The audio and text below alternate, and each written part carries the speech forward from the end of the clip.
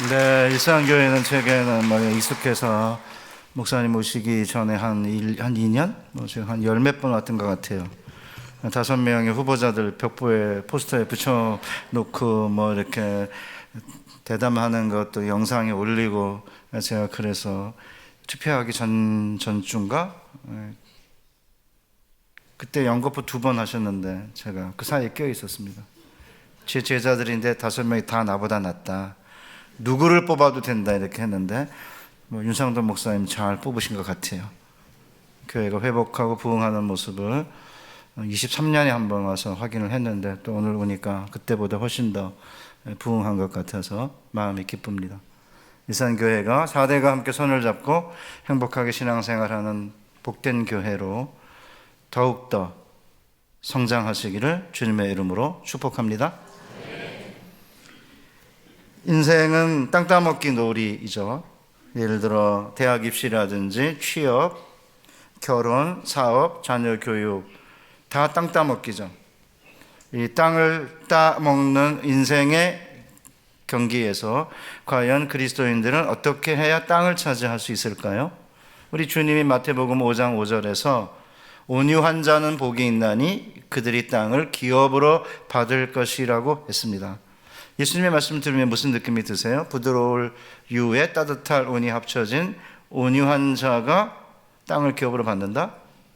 온유한 자는 땅을 차지하기는커녕 갖고 있던 땅도 잃어버릴 것 같지 않나요? 따뜻하고 부드러운 사람 땅 차지하는 거 보셨습니까? 뭔가 이렇게 도전적이고 또 모험도 하고 영끌도 하고 갭 투자도 하고 이렇게 해야 땅을 차지하지, 그렇게 가만히 온유해가지고 무슨 땅을 차지할까, 그런 느낌 드시죠? 솔직하게 대학 입시 취업만 해도 온유해가지고 성공할 것 같지 않지 않습니까?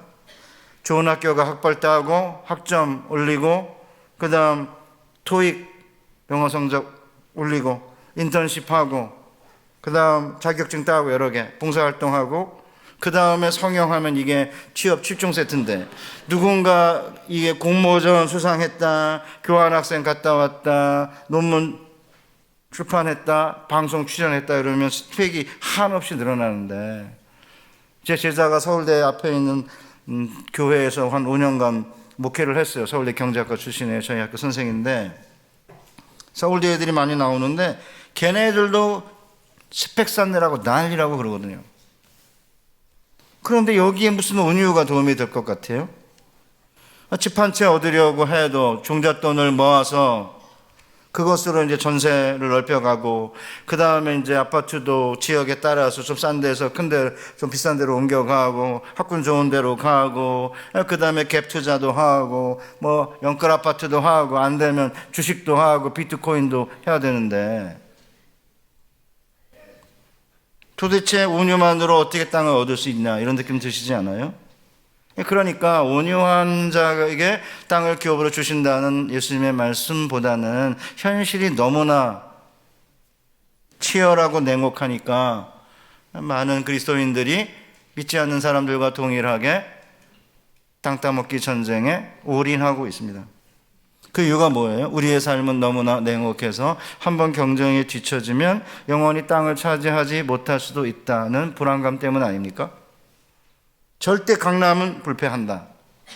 그건 이제는 거의 진리처럼 굳어져 가요. 저희 동생 형님이 지점장 하시고 은퇴하셨는데 10몇 년 전에 저한테 아파트 안 올라 이러시더라고요. 제가 죽전에 조합원 아파트를 갖고 있었는데 그걸 팔고 용인의 전원주택으로 이사를 갔어요.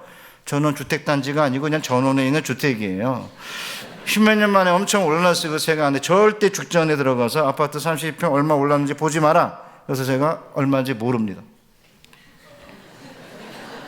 얘나 지금이나 지점장 출신인데 몰라요.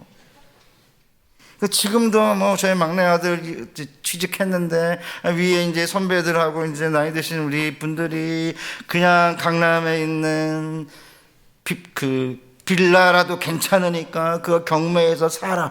아니 30살 먹었네. 이제 좀 있으면 결혼할 애한테 왜 그런 얘기를 하는지 모르겠어요. 돈이 있어야지 무슨 경매를 하든지 말든지 하지. 돈이 없는데. 예나 지금이나 상황이 똑같아요. 이스라엘이 가나안 땅에 들어가기 전에 가나안 땅 무주공산이 아니었어요. 열두 정탐꾼이 돌아와 모세에게 뭐라고 말해요? 당신이 우리를 보낸 땅에 간즉 과연 젖과 꿀이 흐르는데 이것은 그 땅의 과일입니다. 그러나 그 땅 거주민은 강하고 성읍은 견고하고 심이 클 뿐 아니라 우리가 두루 다니며 정탐한 땅은 그 거주민을 삼키는 땅이요, 제가 약속의 땅인가 자녀를 삼키는 땅인가 라는 제목은 이 거주민을 삼키는 땅에서 제가 차용한 것입니다. 거기에 사는 안악자손은 거인들인데 우리가 볼 때 스스로 메뚜기 같은데 걔네들 볼 때에도 메뚜기 같았을 것이다, 이렇게 보고하잖아요. 그러니까 가나안 땅은 철병거를 모으는 거인들이 성벽과 문과 빗장을 지른 요새를 쌓고 사는 사회였습니다. 한반도도 똑같습니다. 2004년에 국립국어원에서 발표한 신조어에 빗장 도시가 있었습니다. Gated City 이건데 이게 뭐냐면 미국에 가면 게이티드 커뮤니티라고 이렇게 좋은 아파트가 아니고 거기는 좋은 소위 말하는 타운하우스나 개인주택들이 큰 단지를 이루면 그 바깥으로 완전히 벽으로 둘러쌌어요. 들어갈 때에는 게이트가 이제 몇 개가 있어가지고 그 게이트에 지나갈 때 전화를 그 게이트에 있는 경비원이 제가 가는 호수를 이야기하거나 집 주소 얘기하면 전화를 걸어서 이 사람 오는데 받아줄 수 있냐 이렇게 확인하고 들여보내. 그래서 게이티드 커뮤니티라고 그래요. 근데 그것을 본따 가지고 이제 게이티드 시티라고 붙인 건데 최은영이라는 서울대 박사과정 학생이 논문을 썼어요. 집값도 비싸고 학력 수준이 높아서 주변에서 새로 이주해 들어오기 어려운 지역, 강남구, 서초구, 송파구 요 세 개의 강남구를 가리켜 빗장도시라고 한 거죠. 3구가 똑같은 건 아니에요. 지들끼리도 이게 차이가 있어가지고 강남구하고 서초구는 송파구랑 안 놀아요. 그 옆에 강동구는 강자가 들어갔지만 거기는 아무것도 아니고 저희 충신대가 있는 동작구를 뭐 강남으로 만들겠다 그래가지고 나경원 씨가 됐어요. 동작구가 강남이 되겠습니까? 강북을 또 강남으로 만들겠다고 또 그러잖아요. 이런 이 빗장도시가 그러니까 고학력과 그 다음에 부를 소유한 사람들이 강남에 모였죠. 왜요? 대치동 학원가가 있으니까. 그러니까 집값도 올라가고 전세값이 올라가니까 새로 이주해서 못 들어간 거죠. 이런 게이티드 시티가 빗장도시가 그 다음에 목동이에요. 그 다음에 제가 10여 년 살았는데 분당, 그 다음에 일산이에요. 일산, 중랑구, 그러더니 죽전, 동백, 동탄. 전국적으로 확대되고 있어요. 대구 가면 수성구고요. 부산 가면 해운대구.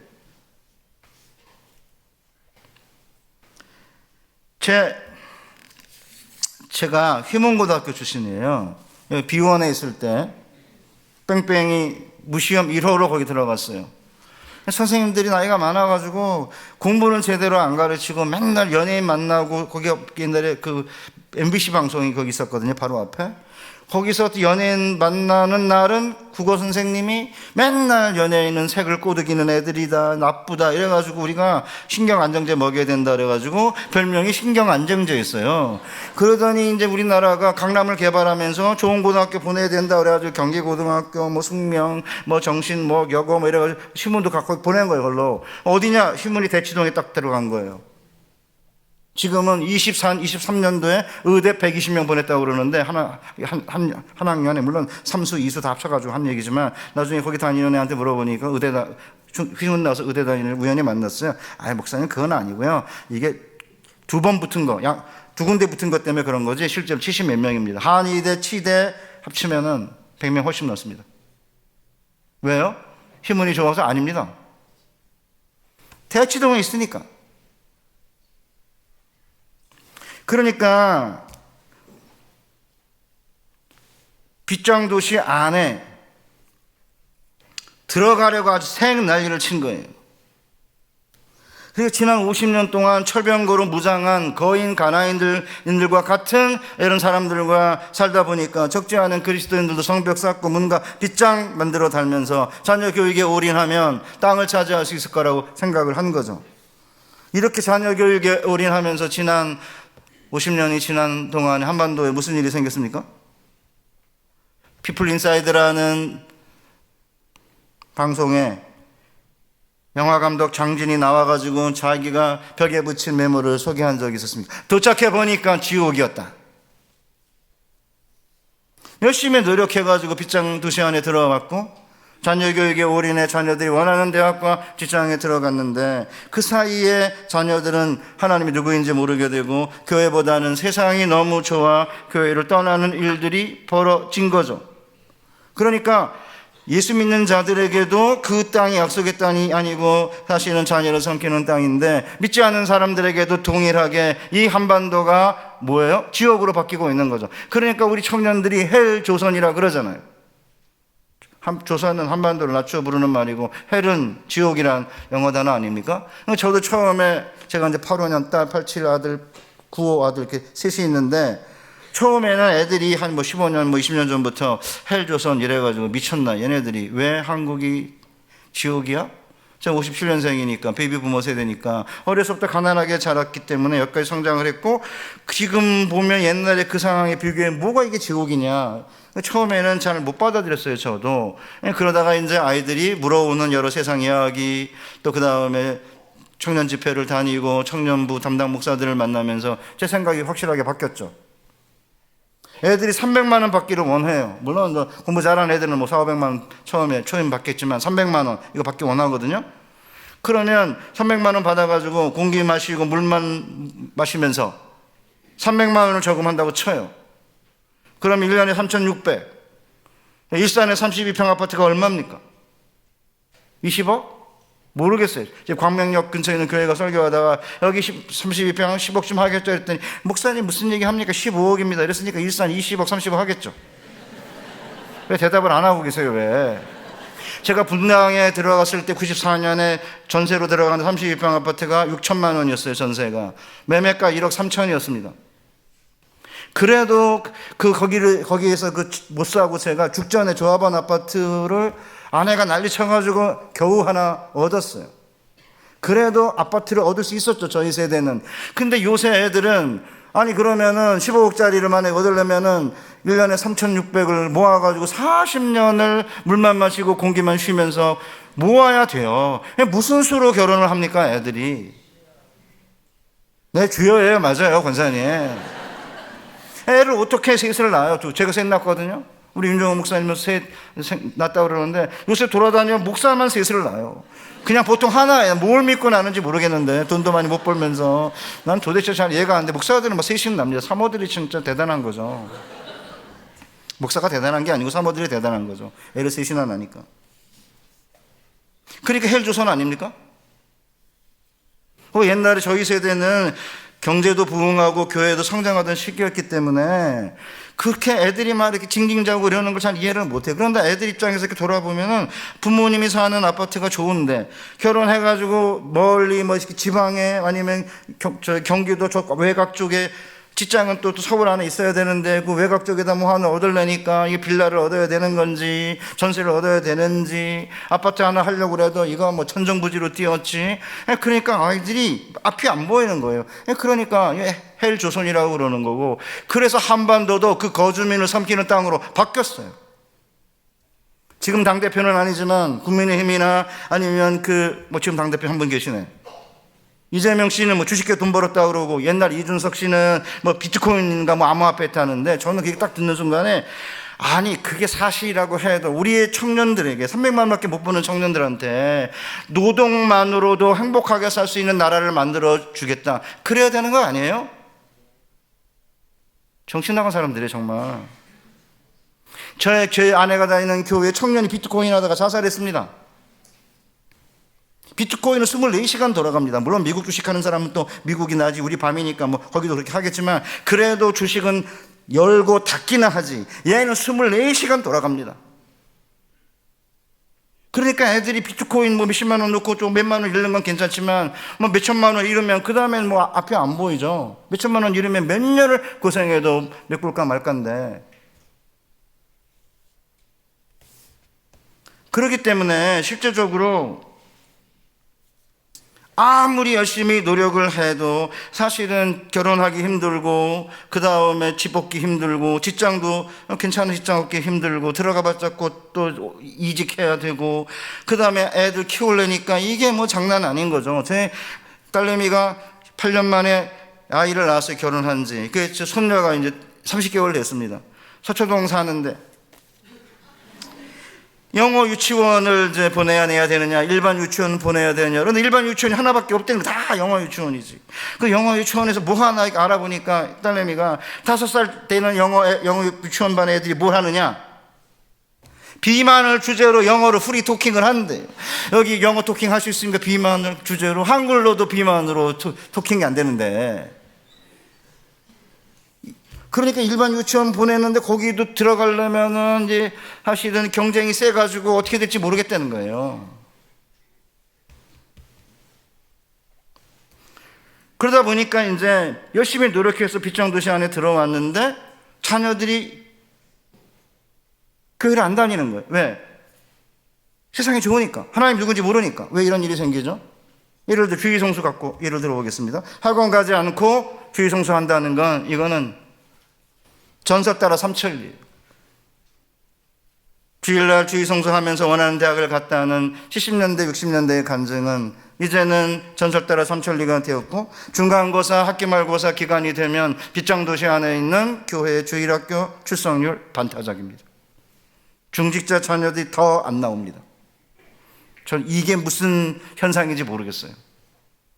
아는 게 많아서, 일반 성도보다 들은 게 많아서, 그래서 오히려 안 보내는 것 같아요. 이 진짜 아이러니입니다. 이렇게 되면 애들이 무슨 생각하느냐면, 이 세상에서 입시나 학벌보다 센 건 없고 하나님도 성적 앞에서는 중요한 존재가 아닌 거죠.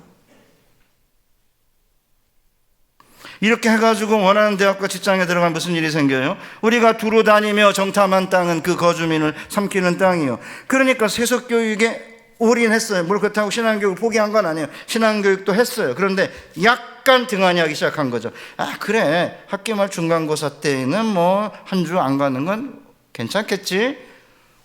중3, 고3 됐으니까 이제 뭐 수련회 같은 거는 좀 안 가도 되겠지.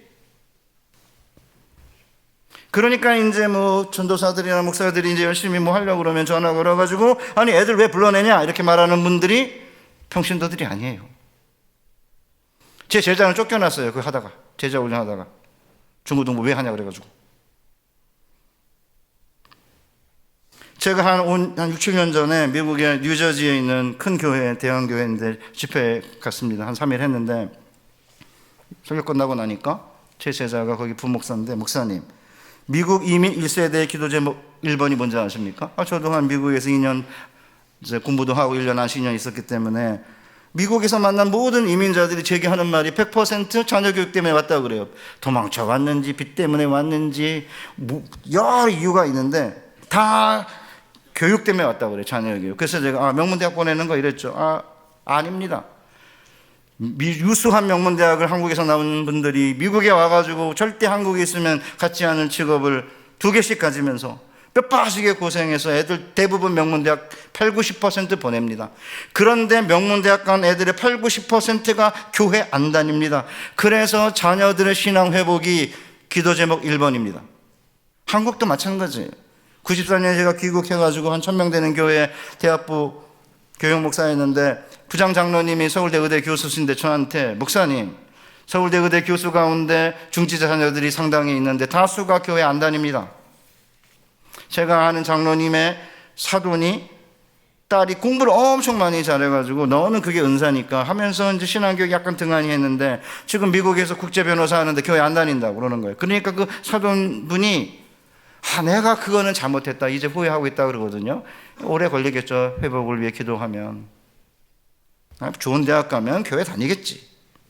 좋은 대학 들어가면은 또 좋은 장 들어가면 그 다음에 또 예수 믿는 애랑 결혼하고 또 신앙생활 잘하겠지. 이렇게 다 핑계가 있는 거예요. 늘 안 보내는 것도 아니고 뭐 조금 안 보내는 건데, 이렇게 생각하면 애들이 하나님의 살아계심을 어떻게 경험하죠? 그러면 이제 여러분들 머릿속에 그러면 그렇게 하면 땅 차지 못하느냐? 땅 차지해요. 그런데 그 땅은 죽은 자들의 땅이고 그 땅은 자녀를 삼키는 땅이고 그 땅은 거주민을 삼키는 땅인 거죠. 그렇기 때문에 실제로 성경에 보면, 왜냐면 제 아내가 당신은 학교에서 선생 일을 너무 많이 해가지고 서론이 길다. 그 제발 서론 길게 하지 말고 본론 결론부터 해라. 이래가지고 이제 결론부터 하겠습니다. 시편 142편 5절 여호와여 내가 주께 부르짖어 말하기를 주는 나의 피난처시요 살아있는 사람들의 땅에서 나의 분깃이라 하였나이다. 시편 27편 13절 내가 산자들의 땅에서 여호와의 선하심을 맛보게 될 줄 확신하였도다. 그러니까 이게 죽은 자들의 땅과 산자들의 땅이 있는 거예요. 여러분 주변을 한번 보세요. 땅 차지하고 있는데 그 땅에서 사는 사람들이 죽은 자들입니까? 산자들입니까? 겉으로는 멀쩡하고 대단한데 그 안에 생명이 없는 죽은 자들이 많지 않아요? 죄송한데 어떤 때는 국회를 보고 있으면 산자들이 모여 있는 건지 죽은 자들이 모여 있는 건지, 도대체 그분들은 정치한다는 분들인데 왜 우리 청년들에게 희망을 심어주지 않고, 저는 그래요. 노동만으로 최소한 잘 살 수 있는, 인간답게 살 수 있는 그런 나라를 만들어 주겠다. 그래야 되는 거 아닙니까? 주식이요? 제가 한 번은 주식 얘기 잠깐 이렇게 했어요. 그랬더니 어떤 분이 긴 메일을 저한테 보냈어요. 교수님 경제에 대해서 뭘 아십니까? 그래서 제가 써보냈습니다. 저 모릅니다. 그러나 저는 성경은 압니다. 부자가 되려고 하지 말라. 돈을 사랑하는 것이 일만하게 근본이다 해서 제가 말하는 겁니다. 주식을 좋은 이런 회사를 서포트해가지고 잘 자라게 하는, 그게 주식의 목적이라고도 알지만 대부분의 주식하는 사람들이 돈 벌려고 하는 것이지 좋은 회사 살려고 하십니까? 그 말은 안 썼고요. 그냥 제 속말이고, 저 경제 모릅니다 이랬습니다. 저 경제 모릅니다. 제가 마지막이니까 시간 있으니까, 제 제자 가운데 아까 서울대 경제학과를 나온 제자 있다고 그랬잖아요. 제가 주식 잘 알아? 물어봤어요.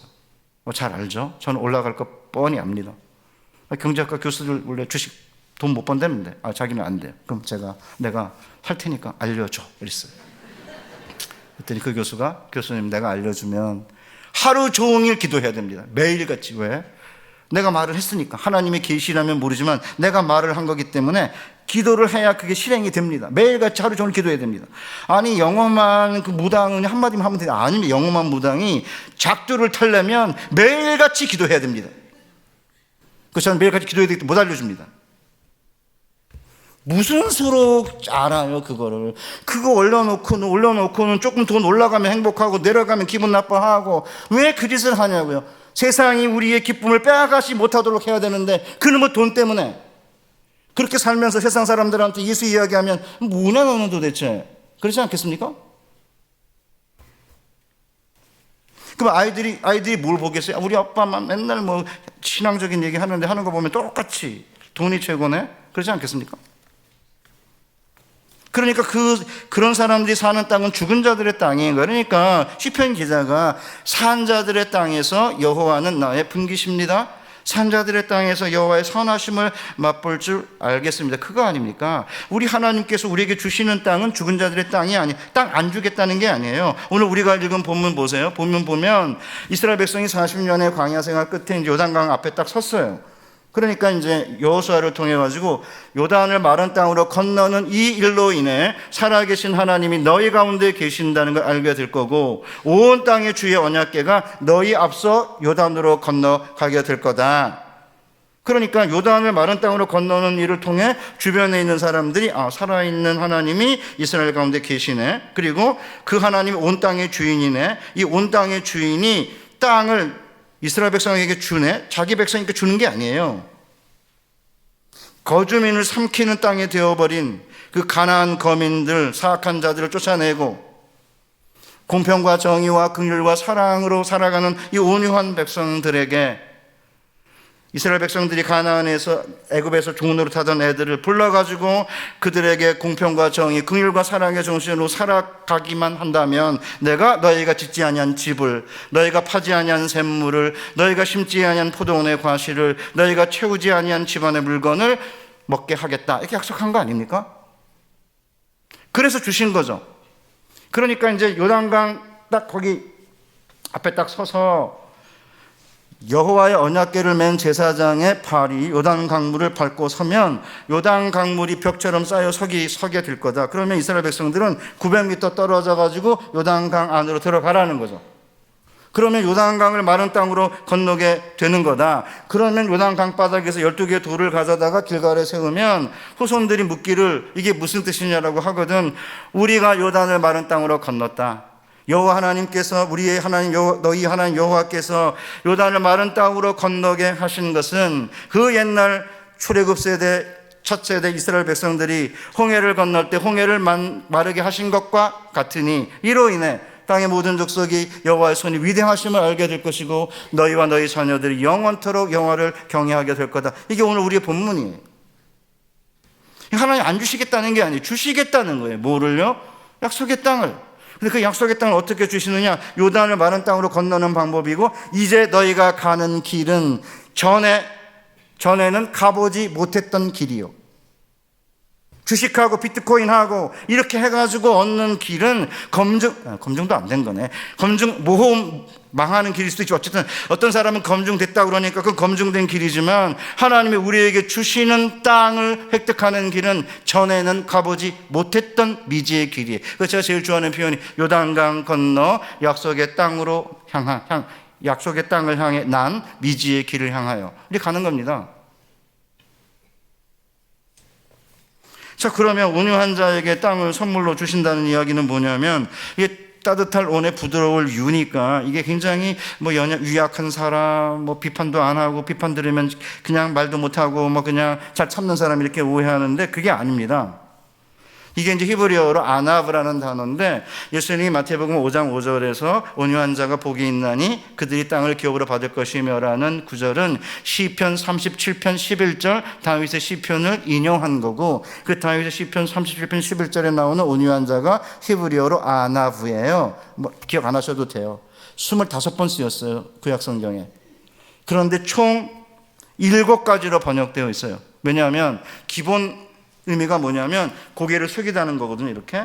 그러면 왜 고개를 숙이죠? 우리가 전쟁에 패배했거나 아니면 큰 슬픔과 고통과 박해와 핍박 때문에 의지할 사람이 없는 거죠, 이 세상에서. 그러니까 이제 고개를 숙인 자들인데, 그러니까 온유하다는 단어는 기본 개념이 사람에 대한 태도가 아니라 사람의 하나님에 대한 태도예요. 이 세상 의지할 자 없어서 오직 하나님 바라보고 하나님 의지하고 하나님 소망하는 자를 아나브라고 한 단어로 이제 쓴 건데, 이게 이제 문맥 가운데 들어가면 겸손한 자로 8번, 가난한 자로 6번, 온유한 자로 4번, 공고한 자로 2번, 빈곤한 자, 가련한 자, 연약한 자로 1번씩 쓰였어요.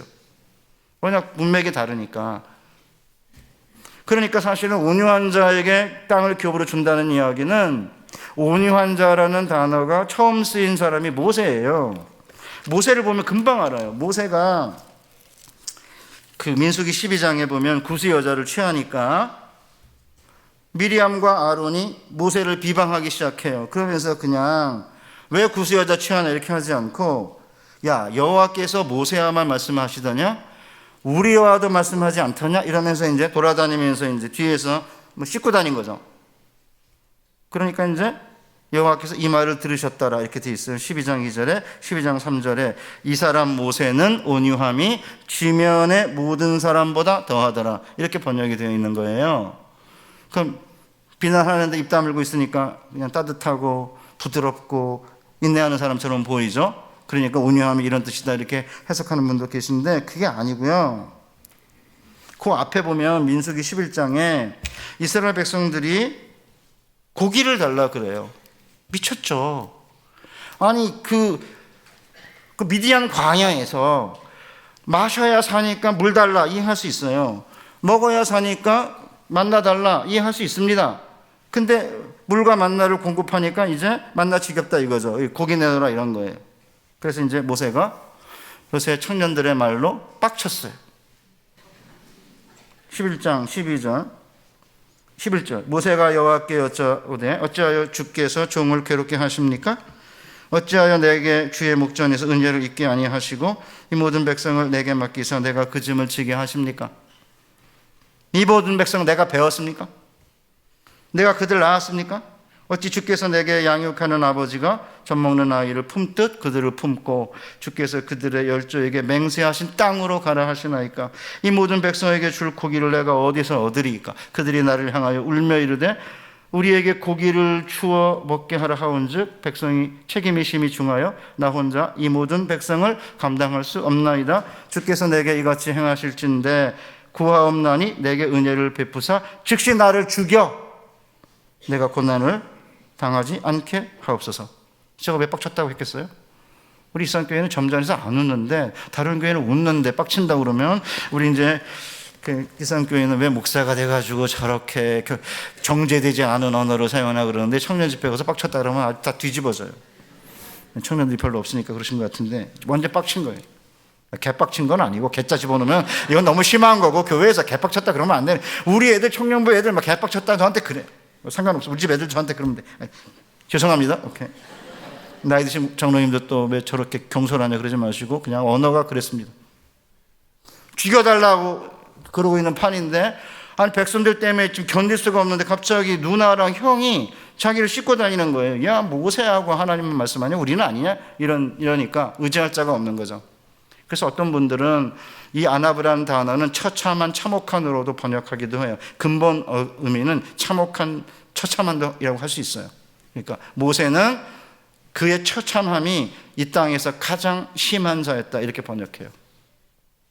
그러니까 이제 아무 말도 안 하니까 누가 들어요? 하나님이 들으셨죠. 그래서 하나님이 어떻게 하세요? 미디암을 족쳐요. 미디암을 나오라 그래가지고 나병 일으켜가지고 문둥병 일으켜 일주일 동안 쫓아내요. 뭐라고 그래요? 내가 선지자하고 말할 때에는 꿈과 환상으로 말하지만 나의 신실한 종 모세와는 대면하여 말한다 이러죠. 네가 뭔데? 쫓아내요. 왜 미리암은 그랬을까요? 미리암이 여자니까 구스 여자를 취하니까 같은 여자니까 자기가 그 안에서 어떤 영향력이 상실될 것 같으니까 이제 자기가 뒤에서 이렇게 조종해가지고 아론을 또 쓰신 거죠. 그래서 본문에 미리암이 먼저 나오고 아론이 나중에 나와요. 하나님 미리암 죽친 거죠. 하나님 무서우세요.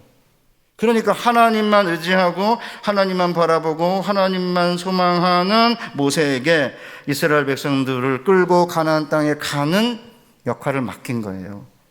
그냥 있는 게 아닙니다. 시편 30편은 뭐예요? 다윗이에요. 다윗이 누굽니까? 이새에게 하나님이 이새의 집에 가서 아들 하나를 왕 삼으라 이래가지고 기름 부으라 그래가지고 사무엘을 보내놨더니 이새가 애가 8인데 7명만 세워놓은 거예요. 이렇게요. 엘리야부터 시작해가지고 8번째 얘 죄송해요. 다윗이 얘라고 그랬어. 하여튼 지금 얘라고 하겠습니다. 이 8번째 얘는 그냥 들판에서 그냥 안 키우게 내버려 둔 거예요. 그런데 엘리압도 아니래. 버렸대. 7째 갈 때까지 아니다 이렇게 하니까 이제 사무엘이 누가 또 있냐 그러니까 말째 하나가 남았는데 이렇게 해가지고 양키고 있다. 그러니까 이제 다 뭐해요? 기다리고 서 있는 거죠. 선지자도 기다리고 아버지도 기다리고 7 형이 기다려요. 걔 말째가 오기를. 그 기름 붓습니다. 왜 그렇죠? 나중에 이제 블레셋 골리앗이 와가지고 살아계신 하나님의 군대를 모욕하고 있는데 아무도 대항하지 못해요. 그때 짱돌 5개를 가지고 이제 다윗이 나타나서 이제 이렇게 대항하려고 그러니까 사울이 묻잖아요. 도대체 네가 왜 이 일을 하려고 하냐 그러니까 제가 들판에서 몇 양을 칠 때에 사자와 곰이 양 새끼를 빼앗아가면 그 양의 생명을 건져내기 위해 내가 내 생명을 던졌을 때 하나님께서 사자의 입과 곰의 발톱에서 종을 건져내었은즉 저 하나님의 살아계신 하나님의 군대를 모욕하는 저 짐승 같은 놈의 손에서 저를 구해내지 않으시겠습니까?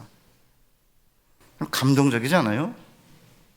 그렇게 하나님만 바라보고 하나님만 소망하고 하나님만 의지하는 이 다윗에게 애굽 시내에서부터 유브라데 강까지 모든 약속의 땅을 그가 정복하도록 허락을 한 거예요. 그러니까 그리고 나서 시편 37편을 쓴 거예요.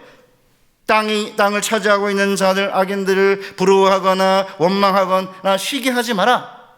그들은 곧 베어진 풀처럼 시들어질 것이나 온유한 자는 땅을 차지하려 가지고 시편 40편 집에 가서 읽어보세요. 5번 의인과 악인을 비교하면서 악인은 지금 번성하는 것처럼 보이지만 금방 쇠하게 될 것이고 온유한 자 의인은 땅을 차지하게 될 거라고 이야기. 그러니까 예수님이 그냥 이렇게 갈릴리 동산에 이렇게 앉아 계시다가 이제 제자들이 나오고 그러니까 사람들이 나오니까 야 이제 어떤 성령이나 아니면 하나님의 영의 감동을 받아가지고 이제 눈을 감으면서 온유한 자가 복이 있나니 그들이 땅을 기업으로 받을 거다, 그렇게 하신 게 아니고요. 이스라엘 역사의 천년의 역사, 땅을 차지하고 땅으로 인도하게 되는 천년의 역사를 한 쾌로 뚫은 거예요. 그냥 딱 하나로요. 봐라, 온유한 자에게 하나님이 땅을 기업으로 주시지 않았나 이거죠. 물론 모세랑 다윗을 언급하지 않았지만 다 그때 그 얘기 들으면 금방 알아요. 누가 온유한 자냐 하니까. 왜냐하면 시편에 온유란 단어가 가장 많이 나옵니다. 그러니까 모세랑 다윗이에요. 자, 그러면 왜 그러면 이 자들이 온유하냐 하면요, 여러분 보세요. 언약궤 안에 뭐가 들어있냐면 십계명 들어있는 거예요. 그 십계명이 들어있는 언약궤를 따라서 들어간다는 얘기는 뭐냐면 이스라엘 백성들이 이렇게 고백하는 거예요. 철병거 만드는 거 배우고, 성벽 쌓는 거 배우고, 문 만들어 빗장 지르는 거 배우고, 전쟁하는 법을 배워서 가나안 땅 들어가서 가나안 땅 차지한 게 아닙니다. 하나님께서 우리에게 땅을 선물로 주신다면 1계명을 지켜 평생 여호와 한 분만 섬기겠습니다. 하나님이 정말 땅을 우리에게 하사하신다면 그 땅 안에 들어가면 두 번째 계명을 지켜 하나님 형상을 만들지 않을 것이고, 세 번째 계명을 지켜 하나님의 이름을 함부로 부르지 않을 것이며, 네 번째 계명을 지켜 탐욕의 일상적 흐름을 정지하고 안식일이 되면, 주일이 되면 오직 자녀와 노비와 가족과 함께 하나님만 안식하며 예배하겠습니다. 하나님께서 땅을 선물로 주신다고 한다면 나이 들어 경제적 효용 가치가 사라진 부모들을 가나안인들처럼 저주하고 경멸하고 때리고 쫓아내지 아니할 것이며, 나이 드신 부모님들을 존경할 것입니다. 하나님이 땅을 선물로 주신다면 그 땅 안에서는 살인하지 않을 거고, 간음하지 않을 것이고, 도둑질하지 않을 것이고, 거짓말하지 않을 것이고, 남의 걸 탐하지 않겠습니다. 그러면서 그 언약궤를 따라가는 백성들처럼 온유한 백성이 어디 있어요? 그러니까 6.25와 일제시대 때 우리 한국에서 예수를 믿었던 수많은 우리 신앙의 선배들은 그렇게 학식이 뛰어나거나 그렇게 귀족이거나 그런 사람들이 아니에요. 그냥 하나님이 주신 이 놀라운 이 복음의 약속을 받아들이고 하나님 의지하기 때문에 자기 집보다 교회를 먼저 지었던 청교도 정신을 받아들여서 교회 근처에서 살고, 가능하면 새벽기도 나오기 위해서 멀리서 가까운 데로 이사를 오고 그랬던 거죠. 근데 요새는 더 가려고 그래, 멀리. 새벽기도 안 나오려고. 명성교회 세습 때문에 쌩 난리잖아요. 근데 그 교회는 그 명일동 전체가 그 명성교회 타운인 거예요. 새벽기도 나오려고 거기 그냥 꾸역꾸역 모여 살아요. 그러니까 35,000명이 새벽기도 1,000번제를 한다는 사람이 35,000명이라는 거예요. 제가 듣고 뒤로 나자빠질 뻔했어요. 통합치기거든요. 합동도 아니고. 근데 왜 세습을 하는지 모르겠습니다만 어쨌든 그건 또 그 다음에 문제고.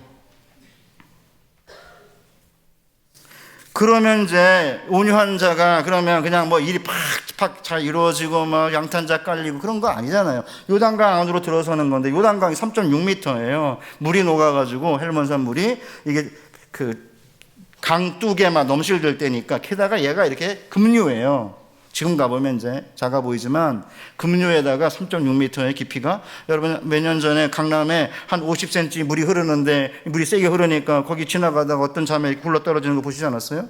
그 정도만 흘러도 잘못하면 넘어가요. 탕류에다가, 그 다음에 앞이 안 보여요. 탕류니까. 그 다음에 굉장히 이게 물살이 세요. 그런데 지금 양쪽으로 지금 물이 벽처럼 쌓여 섰지만 언제 물이 이렇게 덮칠지 모르는 그런 두려움 속에서 요단강 안으로 들어간다는 건 쉬운 일이 아닙니다. 그러니까 아이들과 함께 하나님의 살아계심을 경험하게 하려면 아이들과 사투를 벌여야 되는 거예요. 제가 사투를 벌였습니다. 우리 애들이랑, 제 아내랑. 제 딸내미가 이제 그 순회중학교를 다니다가 이제 서영고등학교를 가고 싶었어요. 서영고등학교가 처음 마지막으로 이제 입학 성적으로 그 학생들을 뽑는 해인데, 얘가 이제 중3 때인데 중간고사 기간에 제가 주일날 절대 학원 가면 안 된다. 목사니까 일부 예배 드리고도 안 된다. 저는 일부 예배 드리고 가는 거 여러분들 괜찮다고 생각해요. 저는 목사니까. 그래서 잘 지켰는데 갑자기 이제 중간고사 기간에 이제 한 번, 두 번밖에 성적 낼 기회가 없는데 서영고등학교는 가고 싶은데 이렇게 하니까 이제 제 아내랑 둘이 짰어요. 그래가지고 이번 한 번만 갔다 오게 해달라 한 거예요. 일부 예배 드리고. 그래서 제가 말이 안 통해가지고 이번에는 스스로 경험하게 해야겠다 이렇게 다짐하고 가라 대신 갔다 오면 무슨 일이 생기는가 보자. 만약에 갔는데 주의 성수 안 하고 성적이 잘 나오면 대재앙이고 성적이 안 나오면 재앙이다. 그러니까 아빠가 목사인데 왜 덕담하고 축복을 하셔야지 왜 그러냐 이러는 거. 내가 미리 말해야지. 미리 안 하면 왜 미리 말 안 했냐. 그러니까 내가 미리 말하는 거다. 성적이 잘 나오면 이래도 되네. 그러니까 대재앙인 거고 성적이 안 나오면 이것도 아니고 저것도 아니니까 재앙이고 그랬죠. 같습니다. 뭔 일이 생겼을까요? 재앙이 생겼죠. 너무너무 감사해요. 성적이 안 나온 거예요. 하나님 말씀대로 안 사는데 일이 잘 풀리고 계십니까? 대재앙이에요. 계속 가세요. 뭔 일이 생기나. 일이 안 풀리면 재앙인데 그래도 이건 안 되겠다. 멈출 거예요. 그 다음부터는 이제 주일날 이제 꼼짝도 안 하고 그냥 이제 주일 성수 했어요. 뭐 난리죠. 이제 분당에 이제 고등학교를 다니고 있는데 대치동에서 강사가 떴다 이래가지고 밤 10시인가 뭐 어디에 뭘 개설을 한대요. 10시 반인지. 그러니까 야간 자율학습 10시까지 한다. 제가 8, 5, 8, 7, 9, 3명 전부 한국에서 대학을 보내서 너무 잘 압니다. 온몸으로 제가 경험했습니다. 그 10시에 자율학습 끝나가지고 10시 반쯤 모이겠죠. 그러니까 끝나고 집에 오면 12시 반인데 제가 그 아파트 단지가 아니고 그 다세대 주택에 살았거든요. 그러니까 아내가 보통 데리러 나가 12시 반에. 저는 그냥 자거나 그래요. 근데 아내가 아프니까 하루 데리러 가라는 거예요. 그래서 갔어요. 12시 반에 갔더니 차가 딱 서는데 버스에서 열댓 명이 후루룩 내리는 거 12시 반에. 그래서 제가 딸한테 야 이게 뭐니 도대체. 이게 제대로 사는 거냐? 그러니까 아빠 뭔 소리 하냐. 지금 태치동에서 강사가 왔는데 아빠 제발 그러지 마라. 이렇게 해야 돼. 애가 욕심이 많은 애예요. 그래서 아무 소리 못했죠. 게다가 아내는 여보 할아버지의 경제력 아빠의 무관심, 엄마의 정보력이 이게 좋은 대학 가는 건데 할아버지는 경제력이 없고 당신은 관심 너무 많고 이게 안 되는 거야. 목사 와이프지만 애들 앞에서는 얼마나 이게 연약하겠어요. 성적 앞에서 애들 앞에서는 뭐 엄마가 최고 아닙니까?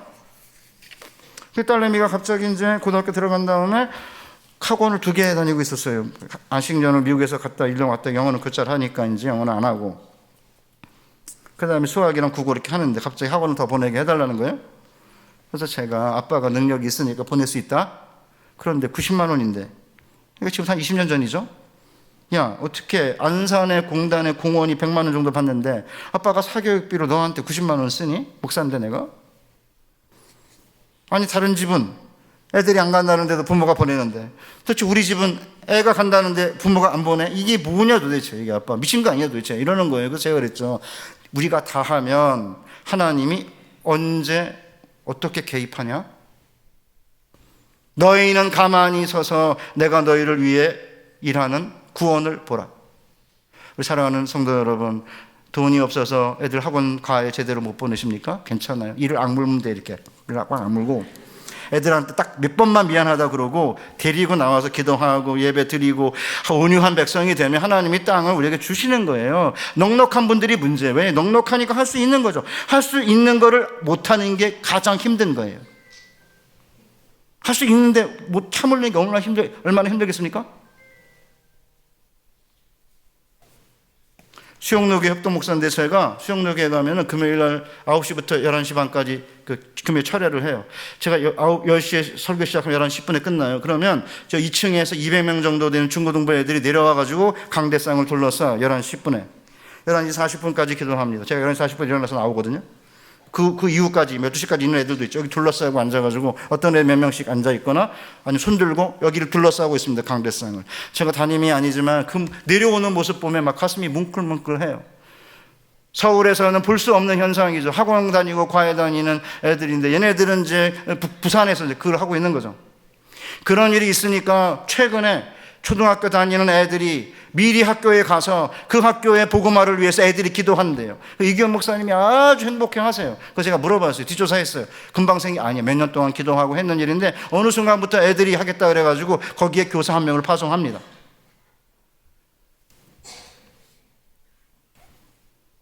딸내미가 이제 뭐 난리치고 뭐 그렇게 했는데 하나님이 간섭하고 개입할 수 있는 공간을 만들어야 되지 않냐 했죠. 그래가지고 재수했습니다. 그러니까 사람들이 아니 최소한 돈이나 뭐 미리 돈이나 같은 거 아니야. 아니에요. 결과는 그렇지 모르지만 과정이 다르잖아요. 하나님이 어떻게 간섭하는지 보자 이거죠. 기다리고 참고. 그래서 지금은 소아청소년과 의사하고 있어요. 갑니다. 왜 못 가냐고요. 너무 일찍 서두르고 그러니까 잘 안 되는 것처럼 보여요. 아니 그리고 안 돼도 돼요. 걱정 안 하셔도 돼요. 왜냐하면 지금은 대학 학부를 줄이는 데다가 게다가 이제 학령인구가 줄어가지고 애들이 주니까 대학원을 늘렸어요. 서울대도 대학원 수가 훨씬 많아요. 그 대학원 들어가는 거 쉬워요. 나오기는 어려워요. 들어갈 수 있어요. 서울에 있는 모든 대학에 대학원 들어가기 쉽습니다. 그러면 대학이 좀 마음에 안 들면 대학원 가면 되는 거예요. 대학 안 좋아도 돈 더 잘 버는 사람 쎄였어요. 우리 주변에. 공부 잘하는 애들 이기적이라 부모에게 잘 못해요.